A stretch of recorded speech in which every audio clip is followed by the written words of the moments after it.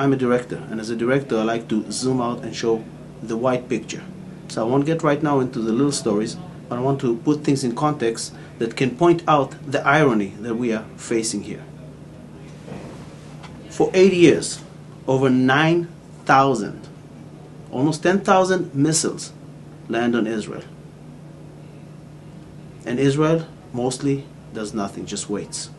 To put it in proportions, I don't think there is any country in the world, whether it be France, Italy, Russia, that would allow something like this to happen within their borders. If a missile lands in Los Angeles, right here out of the office, one missile from Mexico, United States warns Mexico, please do something about it. If 2 missiles land, United States goes into Mexico. Just to give a comparison, 9/11, 4,000 got killed, one attack. Grant you, every person is a world of its own, and every person that you lose, it's uncomparable to anything. But still, it's 4,000 out of 350 million people.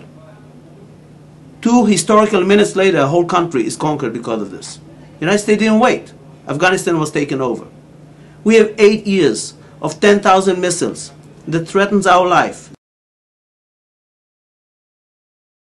Israel, if you examine through the history, the last 10 or 15 years, tried to do everything and anything in its power to take care of it. From Palestinians in Gaza coming to work in Israel until terror started and stabbing started, to supplying them with electricity, with gas, through sending medical help, anything and everything Israel could do. And then it did the biggest move of all. After seeing that there is nobody to talk to, and after seeing that we're not going anywhere with it, and after the failure of Barak offering 98%, 95% back just for peace, we decided to do an unprecedented move in history. We just moved out. One-sided, moved out, and gave them back the territory that they so much wanted. And just to remind the world, how were we repaid? I think it was the same day, or maybe the next day, the first rocket landed on Israel. Thank you for moving out and giving us our independence. So when you examine it, you got to examine it again in the wide picture and see that we've done everything that we could. And we reached a point where after, like I said, almost 10,000 missiles and 8 years of waiting, there was no other solution or choice but to get in and to try and take care of the situation. Israel in this mission has no intention to occupy Gaza. It's stupid, and we left Gaza, so we don't want to find ourselves.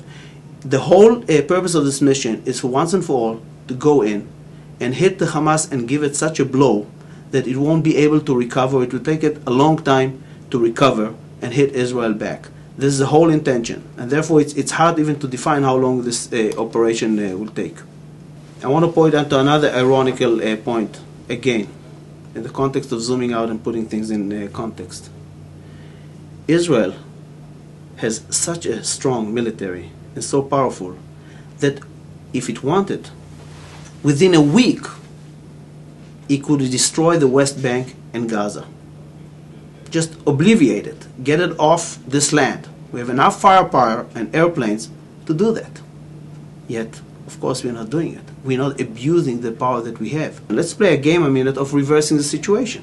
Suppose it's the Israelis and the Jews that are living in Gaza, in the West Bank, with their situation, and it's the Arab nations living around or having the power in Israel. Do you think Israel, the Gaza Strip or the West Bank will sustain one day?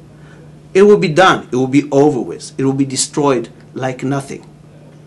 It always reminds me of the famous, and I think that sentence contains in it, in one sentence, the whole situation in the Middle East.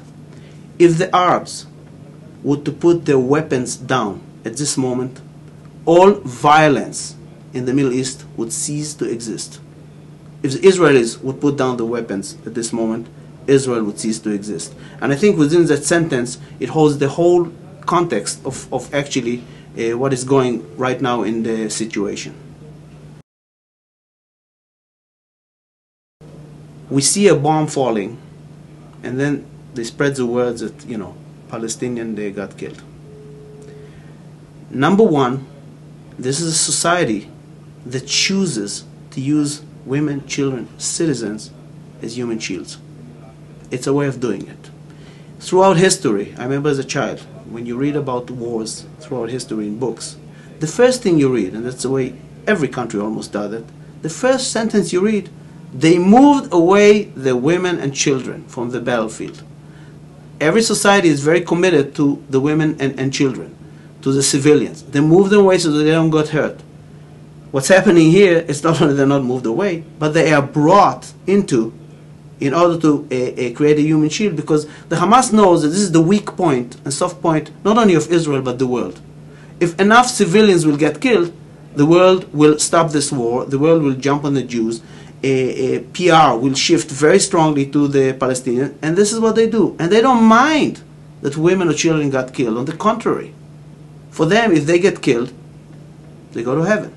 So altogether, when 30 kids or civilians get killed, the Hamas is not sitting there and mourning them. The Hamas is happy because it achieved 2 strikes in one blow. A lot of the ammunition is kept in apartments or houses where a civilian lives in it. It's very important to understand, and it can't be stressed enough, how humane the Israeli military and the Air Force is. This is something you don't understand until you come from it and understand how Israel in his whole doctrine rethinks how not to hurt civilians. Where the Hamas or Palestinians, when they shoot, they aim at civilians.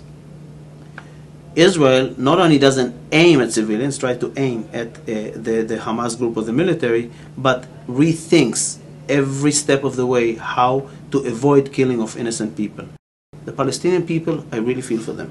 I truly do. I do think that they are miserable, but they have to point the finger not at Israel or the world, they have to point the finger at their leadership. The Hamas is a terrorist group that believes, as ironically, in death as a way of living. And as such, it doesn't let the Palestinian people get out of the misery, expand, and close the gap with us. Actually, what we have here is not 2 advanced civilizations that believe in different things clashing. What we have here is a very obvious gap of 2 civilizations, where one of them is about 300 or 400 years backwards, and there is almost no points where you can negotiate or talk until they get to the place where we are, which means believing in democracy, freedom of speech, freedom of choice of religion. Until then, it's very hard to talk to them. It's still a society in many places that believes in revenge, in killing, in no rights for women, in one religion, you're either a Muslim or bust, and until you don't close this gap, it's very hard to talk to them. Watch this part of this clip to really demonstrate my point about how Hamas treats its own people in the Gaza Strip. It will demonstrate to you a wedding with music, which Hamas doesn't allow any music, and how the Hamas comes with its vehicles and destroys the wedding, kills the people around, all Palestinians. To get a real understanding how life is cheap, and as I said, the societies that believes in death as a way of living, and they don't care that women or children will die because they have a cause, and the cause is to destroy Israel, and the cause is to try and make all the infidels, Muslim. And until that goal is achieved, everything is expendable, all life can be sacrificed. I think Golda Meir said it the best way. The day the Arabs and the Arab moms will love their kids more than they hate Israel, we will be on the path to peace.